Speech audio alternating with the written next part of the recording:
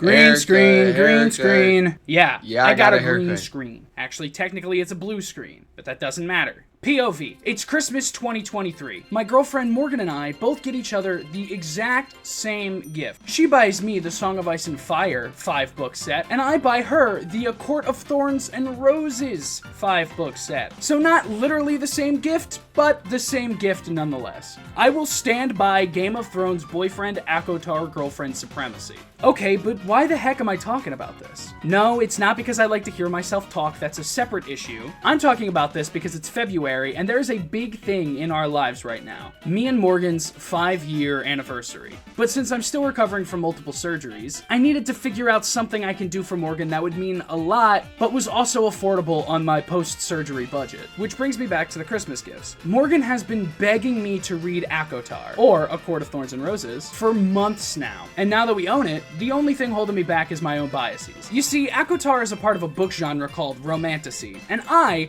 am not the biggest fan of Romantasy at all. But I also really want to learn about and like the things that my partner likes as well. So deep down, I always knew I was going to read them as soon as we got the physical copies. Yeah, I bought the books for her, but I also kind of bought them for me so I could read them in secret. And I definitely did read this one in secret, which means I could only read whenever Morgan was out of the house and on rare occasions sleeping. When it would get close to the time that she was supposed to be home for the day, I would go into my phone and I'd look for her location so that I could figure out how much of the book I could read before she came home. And I'm about 90% sure I'm successful. You can never be too sure. Alright, full disclosure time. ACOTAR is not Morgan's favorite book. I actually think it's her least favorite in the series, which does make sense because I haven't heard the best things about this book. I remember Morgan telling me the plot is quite literally Beauty and the Beast, and I just know that that's gonna bother the heck out of me. Morgan has also told me multiple times that I probably won't like the first one, but the rest of the series is really good, so you just gotta push through the first one. Now, I am not a booktuber or a book talker, but I do consume a lot of book content. One word. I also have no interest in becoming a book reviewer. I'm just a dumb little fella who finally realized he's smart enough to read again. So don't take any of my opinions as scripture. I hardly know what I'm talking about. The way I wrote this video was through a secret note in my notes app. So for most of the video, I'm gonna be reading off of my phone. That isn't something I normally like doing, but if I tried to do this any other way, it would take me probably like 6 hours to film the whole video. And I'm filming this in secret, so I can only film while she's gone. So I need this video to film fast. I'm pretty much gonna go chapter by chapter and give a brief plot summary, as well as some of my thoughts on things that happened, and my ideas of what each of the characters looks like. So with all that in mind, here are my thoughts on A Court of Thorns and Roses, written by Sarah Jane Maas, secretly read by me without my girlfriend freaking knowing, because I'm so smart and good at this. But first, what's up? My name is Connor McDowell, and I'm currently campaigning to be People Magazine's Sexiest Man Alive for the year 2024. Last year didn't go so well. I had to drop out due to severe injuries,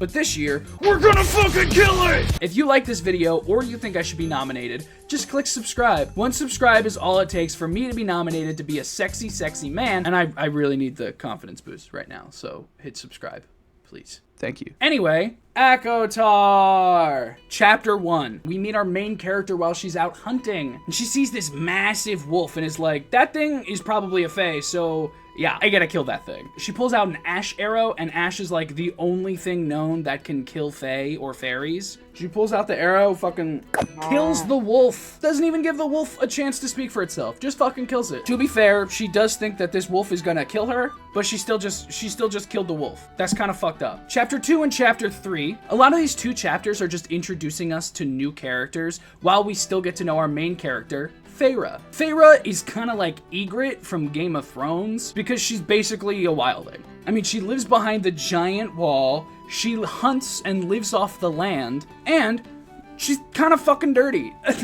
So we don't really get to know Feyre's sisters too well just yet, but right off the jump, her sister Elaine is giving me like maybe some Cosette from Les Mis vibes. Just like little princess type. I'm not sure if that's right, but correct me if I'm wrong. Nesta's a bitch, but she seems pretty fun as well. So in my head, Nesta is Shigo from Kim Possible. Their dad is just like the standard incompetent dad. The most recent example I can think of is the dad from Lisa Frankenstein. Side note, Lisa Frankenstein, freaking great movie. 4 out of 5. Chapters 4, 5, and 6. After Feyre sells the pelt of the potential fae that she killed, a massive beast comes and kidnaps her in the middle of the night and is now taking her away from the mortal lands. They end up past the wall and in the Spring Court, which is one of the 7 courts in Perinthian, which is the land where the Fae live. And at this point, I can already kind of see the fingerprints of Beauty and the Beast. It's not like exactly, but it's still there. These last few chapters kind of feel like Sorcerer's Stone when Hagrid comes to get Harry to take him to Hogwarts. But instead of taking Harry to Hogwarts, it'd be like if he just kept him in his hut and made him live in the hut and the forest. By fingerprints of Beauty and the Beast, I mean that this sequence that happens is kind of like the sequence that happens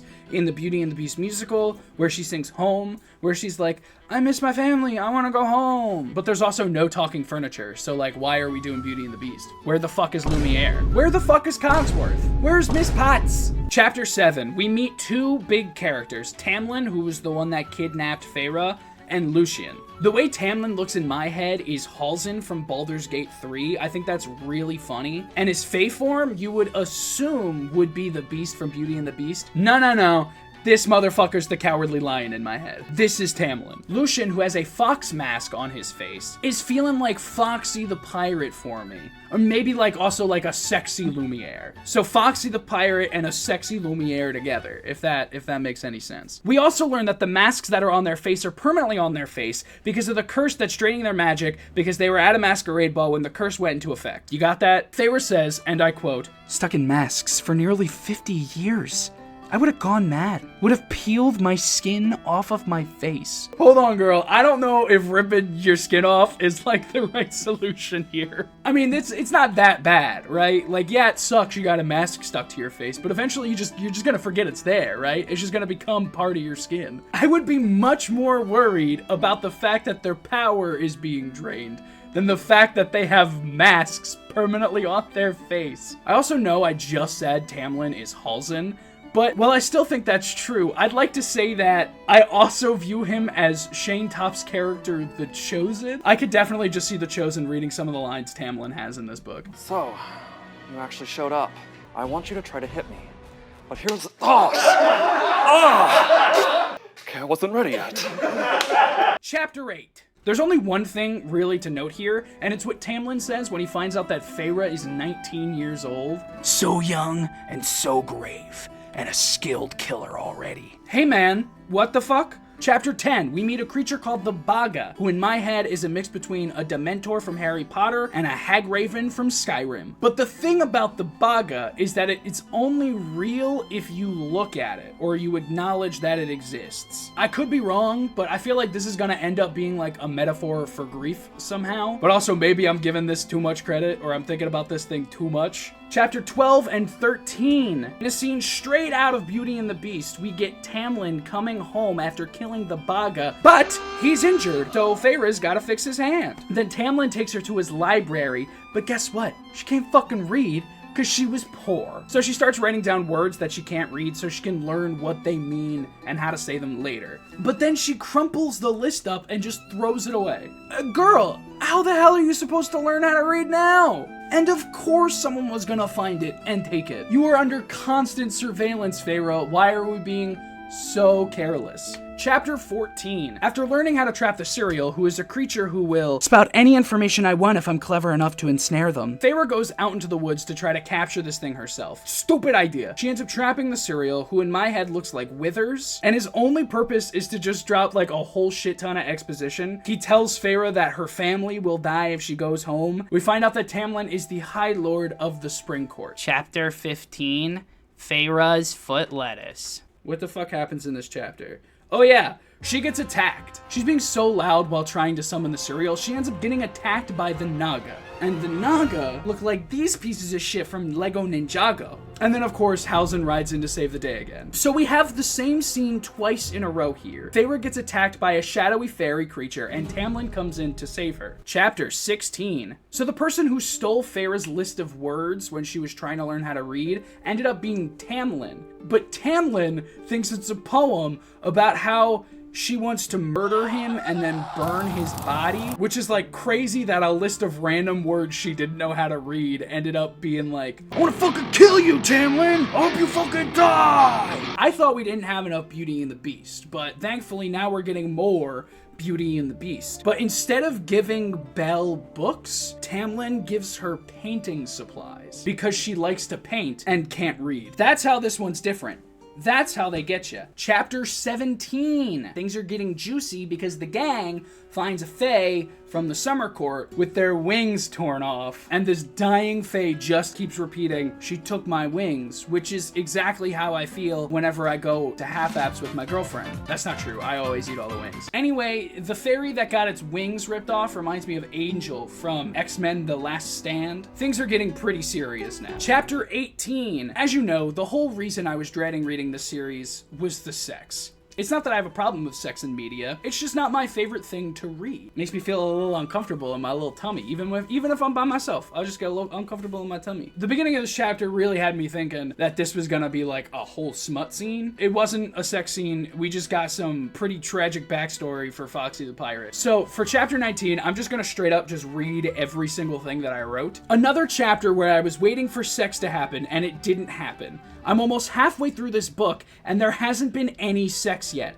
I was promised sex. The scene where she cuts her hand on the rose is the closest thing we get, and then he says, we ain't fucking yet. So why is everyone saying, oh my god, there's so much sex in this book? Is most of the second half sex? I really hope not. Really underwhelmed by the amount of penis and butt. I will say that Tamlin writing limericks with the words that Feyre doesn't know how to read is pretty cute. The sad thing is, we all know limericks are the worst form of poem. I really don't want to root for them to have sex because Feyre is 19 and Tamlin is like a fucking billion years old, but I also already know they're gonna have sex. So should I be anticipating their sex or not anticipating it? I don't fucking know. This book is driving me insane. I will say, I was a little confused with the end of this chapter. It just felt so exposition dumpy that I had to reread the end of the chapter twice just to even kinda understand what was happening, and I still had no clue. I went out with my girlfriend to eat the other night, and I started asking her about ACOTAR, but not in the way where it's like, can you explain this to me? I don't understand what's happening in the plot of the book, because that would give away the entire point of this video. But it was in a way where I would try and make a joke, and then see if that joke made sense within the series, and if it didn't, I would just be like, oh, well, I haven't read it. But then, once I was in the door about talking about ACOTAR, I started asking some questions. I'm not sure if that method made any sense to you, but it makes a lot of sense in my autistic brain, so. And guess what? It worked. I don't think she knows that I read the series, so that's good. But this means that I did get confirmation that this part is pretty confusing, so I'll try my best to sum up what happens. We end the chapter with an explanation of Callan Mai, which is a spring court celebration that Tamlin tells Feyre she can't go to. Tamlin and Lucien are then ambushed by an invisible guy who tells them that some lady is after them and also expresses that Tamlin has a heart of stone, which I'm pretty sure is gonna end up being a literal thing. Chapter 20. Why the fuck did Feyre just decide to go to Callan Mai? Of course she was gonna get attacked by fairies. What did she think was gonna happen? It's just such a stupid ass decision I don't understand. Why are you going to the place that he said you can't go? You're not allowed to be here. It's the fucking West Wing! It's the West Wing of Beauty and the Beast. But of course somebody comes and saves Feyre. He's a big, tall, sexy man that we don't know yet. And this man that saves her just might end up being the sexiest man alive. Except for me. Please subscribe. Chapter 21. I swear to God, Feyre's just getting dumber and dumber because she starts talking to this mystery sexy man. And he says this in regards to Feyre asking him why he's there. Because all the monsters have been let out of their cages tonight, no matter what court they belong to. So I may roam wherever I wish until dawn. And then her inner monologue says, more riddles and questions to be answered. That is not a riddle or a question. What? He literally straight up just told you all of the information you asked for. When Lucien sees her, he throws her over his shoulder and starts sprinting away from the celebration. And in my head, he was just kind of like Sonic, just like fucking, come on, Tails, we gotta go. Feyre asks Lucien why she's not allowed to Callan Mai, and he says, here, our crops depend upon the magic we regenerate on Callan Mai tonight. And then Feyre thinks, I stuffed my hands in the pockets of my pants. Tamlin had said something similar 2 days ago. So you knew exactly why you weren't supposed to go to Callan Mai. And you did it anyway, because you're the main character of the story, and you're allowed to do whatever the fuck you want to. At this point, I'm really not liking Feyre. It just sucks that this is like the 5th time she's been told not to do something, only for her to go on to do that exact same thing. But you know what? Forget all of that. The second half of this chapter is a freaking sexy scene. It's not a full sex scene, I wish. But you know, beggars can't be choosers. I just wish Tamlin would stop being such a little freaking tease. Chapters 22, 23, and 24. I love that we're really going for this Beauty and the Beast thing, because she ends up going to dinner in a gold dress. But instead of dancing, they go and they look at the paintings that Feyre has made. And now, she really starting to want to fuck Tamlin. Tamlin tells Feyre about the glamour, which is sort of like the mist in Percy Jackson, so it's a magic that can hide things from certain people. And he removes the glamour from her, so now she can see that there are hundreds, if not thousands of Fae that were just there the whole time, and she had no fucking clue about it. If I was her, I'd be freaking out. I'd be like, are they watching me? Like, are they watching me get nude? That's not fair. Why are there a ton of people that she didn't know that are just living here? That's crazy. Feyre asked Tamlin why she was able to see the Naga, the Puka, and the Suriel. The Nina, the Pinta, the Santa Maria. I'll do you in the bottom while we're drinking sangria. And Tamlin says, they're not members of my court, so my glamour didn't keep a hold on them. The Puka belongs to the wind and weather and everything that changes. And the Naga, they belong to someone else. I see. I lied, not quite seeing at all. Girl, again, he literally just told you fucking everything. This is the second time this exact situation has happened where somebody gives her the correct answer to what she's asking for and she just doesn't understand. Classic Feyre. The Night Court apparently just hazes the Spring Court for some reason. It's not really a haze, it's more like a crime. They commit a crime, the Night Court cuts off a head and brands it and throws it in a fountain, which is fucking badass. The Night Court seems pretty awesome. Chapter 25 is the Solstice Party, and Feyre is getting fucking smashed, and Lucien is doing his best to keep her safe, but then Tamlin comes back and is like, don't worry, I got this. And then they dance together, drunk off their asses, until they go fuck. Feyre expresses that she's finally found a better world. Tamlin's dick has gotta be crazy good. Like, there's no way. How is Tamlin's dick so good that she's just like, this is the best place in the world? She literally says, this is the happiest moment of my life. That's fucking crazy. It's also kind of crazy that Tamlin was like, I'm gonna wait for the right moment to fuck you. And then the right moment just happened to be when she was severely drunk. Not cool, Tamlin. That's fucked up. Chapter 26. While at lunch, Tamlin and Lucien get jumped by the super sexy guy that rescued Feyre the other night, and his name is Rhysand. Tamlin and Lucien hide Feyre with the glamour. Tamlin and Lucien find out that Rhysand is working for a lady named Amarantha, who I believe is the lady that the invisible creature warned Tamlin about in chapter 19. Rhysand realizes that they are hiding someone in the room, and when he finds Feyre, he uses magic to watch a memory of her and Tamlin having sex. I swear to God, every single dude in this book is a fucking weirdo. When Rhysand leaves, he says some ominous shit about seeing them under the mountain. I don't know what that means, but I hope it's like a sex dungeon under a mountain, and this book needs it because it's so fucking dry. Chapter 27, 28, 29, and 30. Tamlin tells Feyre that since it isn't safe for her anymore, she needs to go back home to her family to stay safe, and then they bone. This one was actually quite graphic, but not as graphic as I was hoping it would be, so 7 out of 10. They send Feyre off, and when she gets home, she sees that Tamlin has truly made her family wealthy again, just as he told her he had, and now they live in a very large house with everything they could ever ask for. Kinda sucks that the High Fae have power to just cure poverty, and they don't do it. What the fuck? And that's also not to mention that Tamlin also gave Feyre a shit ton of jewels. That is so unfair. I want the gems and jewels, Tamlin. Give me the gems and jewels. I'll suck your dick just as good as she can. I bet you. But you know what? At least Feyre took some of the jewels and gave them to poor people. That's nice. We also find out that Tamlin's glamour that he used on Feyre's family didn't work on her sister Nesta. So Nesta knows that Feyre was in the Spring Court and not staying with a rich aunt like they had said she was. Feyre then tells Nesta everything, and then teaches her how to paint. I love sister bonding time, even if it's right after sex with a giant lion man. Not Little Lion Man by Mumford & Sons. That's tiny, Tamlin big. Chapter 31. Feyre's dad throws a ball for her, and pretty much nothing happens there. The next day, Feyre learned that Rhysand killed a neighboring family named the Bedders, because when Rhysand was questioning Feyre, she told them her name was Claire Bedder. Just lied, put an innocent person to death. That's not cool. Feyre decides it's time for her to leave and head back to Perinthian and the Spring Court. But when she gets there, everyone, including Tamlin, is gone.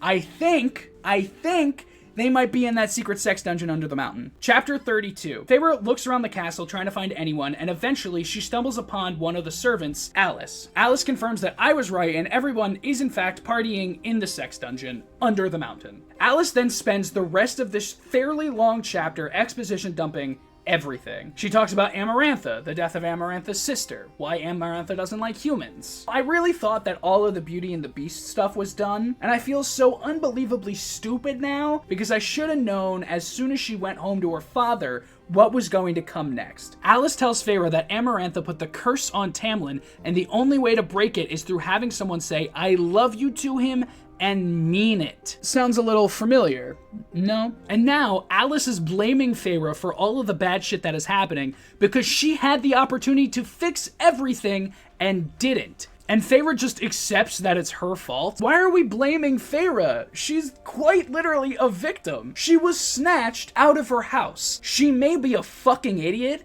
but she's still a victim. We can't just blame her for everything going wrong in a place that she just started living in. That's crazy. But now in order to make up for her mistakes, she's got to go under the mountain to save Tamlin and the whole Spring Court, even though that might mean her death. Chapters 33 and 34. Feyre gathers everything she needs and makes her way into the cave entrance to go under the mountain, where she ends up running into the creature that had been invisible to her before. Back in chapter 19, the Ator is now visible to Feyre, and to me, the Ator looks like a vampire lord from Skyrim. I don't know if this makes any sense, but I feel like this works pretty well. The Ator grabs Feyre and flies her down and throws her in front of Amarantha and Tamlin, who is in a trance of some sort. Amarantha explains that if she wants to free Tamlin, Feyre needs to either complete 3 tasks or answer 1 riddle. Now look, I don't want to be a party pooper here. That's kind of fucking crazy, right? That would be like if Harry was able to get out of the Triwizard Tournament by just answering a riddle.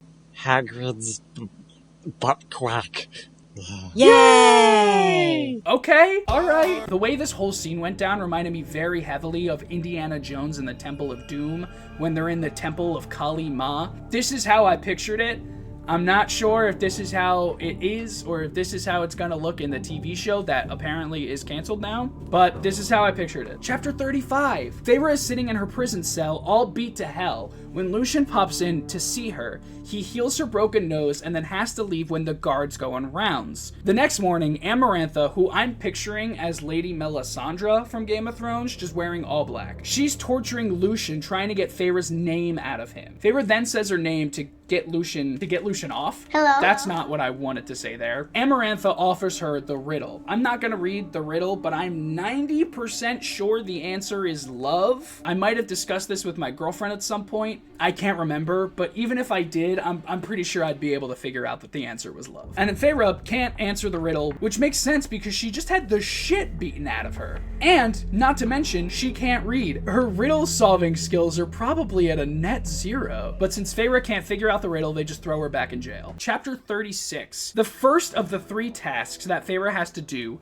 is survive a giant labyrinth while being chased by a big worm, which is funny because my girlfriend literally just bought me a copy of Dune. I'm like 200 pages into it already. I'm loving it. It's great. Anyway, she ends up using some rather large bones in order to climb her way to the top, and since the worm only uses scent to hunt, she covers herself in the worm's shit, and the worm can't smell her anymore. Full-on Walking Dead style. I love it. The worm eventually falls into the trap and dies. I think my main problem with the book right now is we're not taking enough time to explore the world. I want to know exactly what this place she's living in is like, and I kind of get that. I just think an extra chapter or 2 could have really fleshed out the environment. Maybe we get to know about this worm a little bit. Does the worm have a husband? Is the worm non-binary? We don't know because we don't get to know the worm. Come on, Sarah.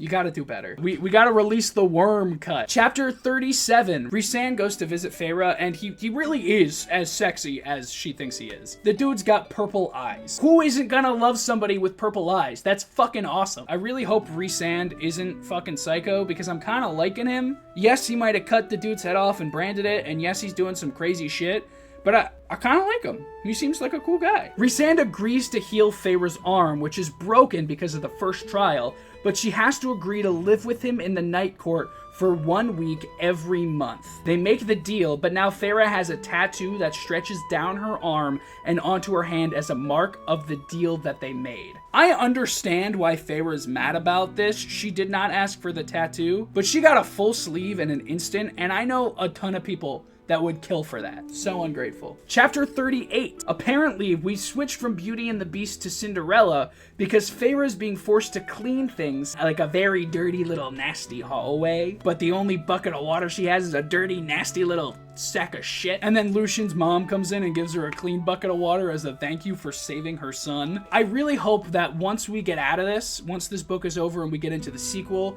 she'll get a real thank you, something that's not just a bucket of water, something she can use. So anyway, she cleans the hallway, and then right out of the OG Cinderella or Into the Woods, she's forced to clean lentils out of a fireplace. But then when Rhysand arrives, because it's Rhysand's fireplace she's cleaning them out of, he tells her to stop and then shows her his Fey form, his beast form. Now, it's really interesting the way Rhysand is described, because his beast form is very much like a bat with large fleshy wings, but he's also described as very cat-like. So in my head, I just see the Rum Tum Tugger from Cats, but not the Jason Derulo one, the really cool looking one from the 1990s. Chapter 39. I'm super conflicted on Rhysand because on one hand, he's basically drugging Feyre and making him his personal dancer at night, but he's also obviously under Amarantha's control, so I'm sure all of the horrible things he's doing, he has absolutely no control over. Or I hope that's the case. But if he really ends up being a bad dude, I apologize for my previous statements. I did not know he was gonna be a full bad dude. I just think he's kinda cool. Chapter 40. Feyre's second task is pretty much a parallel to the second task from Harry Potter, much like Feyre's first task did the same. Task 1, survive a giant monster that wants to kill you. Task 2, save someone you care about. Feyre has the option to pull 3 levers in order to save a captured Lucian, but she can't read what each of the levers says. Rhysand helps her cheat by communicating through her tattoo, so she would know the lever that didn't cause her tattoo to burn would be the right one to pull. So of course she pulls the right one and saves Lucian, but is also upset that she wasn't able to beat the task without cheating. Honestly, if I was Feyre, I'd be like, yeah, I did that shit. I didn't cheat. I would not let that bother me. I got through another task and I'm one step closer to saving the world. I'm totally fine with that. I don't need to do it myself. Also, apparently the tattoo lets Rhysand communicate telepathically with Feyre. So that's pretty cool that they have like a connection now. But it's also weird because she's with Tamlin, but now Rhysand is like trying to force her to do that. I don't know. I don't like it. Chapter 41. Okay, let me see if I got this right. Rhysand is most likely a good guy who is under the control of Amarantha, but Amarantha is under the leadership of the king in Hybern, which is the island off the west coast of Perinthian. Pretty sure all that's correct, and that's all that was explained in this chapter, pretty much. Chapter 42. Sex is back, baby! Sex, boys, girls, and NBs, it's time to rejoice because the sex is back. Tamlin is finally able to sneak off with Feyre and they start to bone, but are interrupted by Rhysand, and then Tamlin leaves and Rhysand and Feyre start to have sex, but they're interrupted by Amarantha. Straight, no one can fuck around here. Nobody is allowed to have sex. Then Rhysand goes on to tell Feyre, yeah, I drug you, but I don't fuck you, so I'm really not doing anything that bad. Crazy sentence. Rhysand, I expect a lot more out of you. This is uncalled for. Chapter 43. I kind of fucking hate Feyre now. The final task involves Feyre taking an ash dagger and killing 3 innocent high fae by stabbing them through the heart. She kills the first 2 and is all sad about it, but then the third one turns out to be Tamlin. Shocker, right? Isn't that crazy? So in order to save everyone, she has to kill the man she loves, which I don't think she really loves him. There's definitely like a whole lot of Stockholm Syndrome stuff that's going on. It'd be kind of weird if she was just okay with being captured, but I'm not a 19-year-old girl in a romantasy book where she's fucking some big lion dude.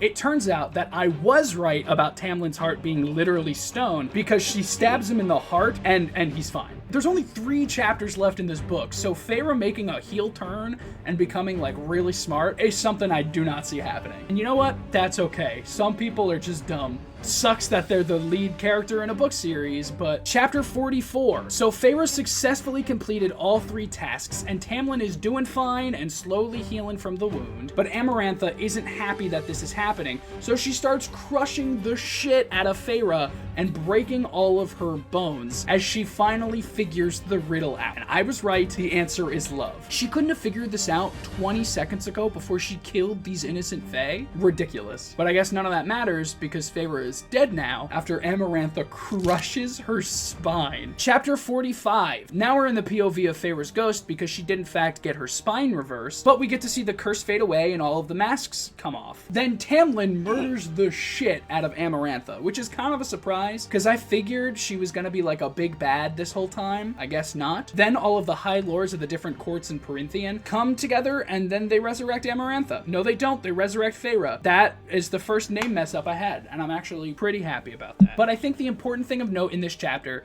is that Feyre is Fae Jesus. Chapter 46, last chapter. So they do end up resurrecting her, but she's not the same. She's not the same little dumb human, you know. She's now High Fae. How? Couldn't tell ya. Sarah just changed her whole species. So are Fae a different species? I'm assuming they are. Or are they just humans with magic abilities? I don't know. None of that is really explained. Feyre and Tamlin have sex, and then she ends up having a conversation with Rhysand, where Rhysand says goodbye. Sad to see Rhysand go. It is the last chapter in the book, and everybody is leaving, but it feels a little different with Rhysand. The next morning, Feyre, Tamlin, and the rest of the gang make their way back to the Spring Court. And that is the end of A Court of Thorns and Roses. So, my final thoughts. I feel like the ending was wrapped up a little too fast. It was a little bit underwhelming. I wish we could have gotten a little bit more. I also feel the same about a lot of different things in the book, that they were just rushed. Like the whole last third of the book, I feel like we could have gotten a little bit more of. Every single man in this book is a piece of shit, I think, which is accurate. That's fine. But I'm not sure if I'm supposed to like any of them, so I'm a little confused on who I'm supposed to like and who I'm supposed to hate. Feyre is just really fucking stupid, and I hope that this problem gets fixed in the rest of the series. She's the main character. I'm rooting for her. I don't want to see her fail. There's not enough sex. I was expecting a lot more sex. Didn't get that. Hopefully there's more sex in the sequels. I'll be looking forward to that. You guys know me, I'm a sex fiend. There wasn't enough full penetration scenes. We only got like 1 full penetration scene,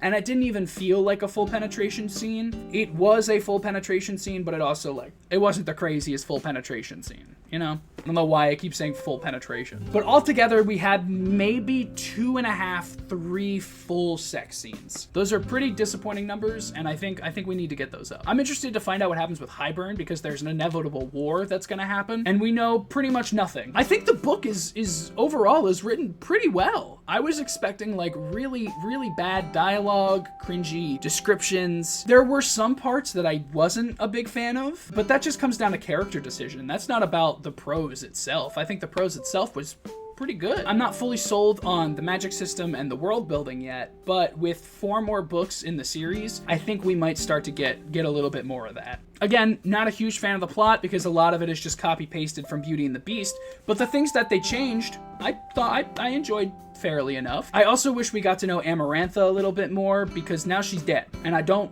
think we're gonna get to know her a little bit more. She was just an evil lady. Overall, I didn't love it, but I also didn't hate it. I really thought I was not gonna like this book. I was pleasantly surprised. I'm not sure if it was because I was engaged in the story and the writing, or if I was just really excited to be a part of something that my girlfriend cares a lot about. And you know what? No matter what, I had a fun time reading it, and I'm excited to read the sequels. So I may not be an ACOTAR super fan, but I'm still really happy that I was able to share something with my partner, something that means a lot to her. Morgan, if you're watching this, which I know you are because I'm forcing you to, happy 5th anniversary. I love you more than words can say. Happy 5 years, and I hope we get a million more together. Anyway, that's gonna be it for me today. If you like this video, don't forget to click like and subscribe if you think I should be nominated to be People Magazine's Sexiest Man Alive for the year 2024. Have you read ACOTAR? What do you think about it? I had a lot of fun making this project, and I hope you really enjoyed watching it. I'm excited to read the next one, and if you want me to do a whole nother video like this for the next one, I absolutely will. But Morgan We'll never know. You can follow me on all of my social media, you can join my Discord, and you can follow me over on Twitch. The links for all of those are in the description down below. I'm Connor McDowell, and I'm gonna go do more positive things behind my girlfriend's back for YouTube content. Thank you so much for watching, and I'll see you next time.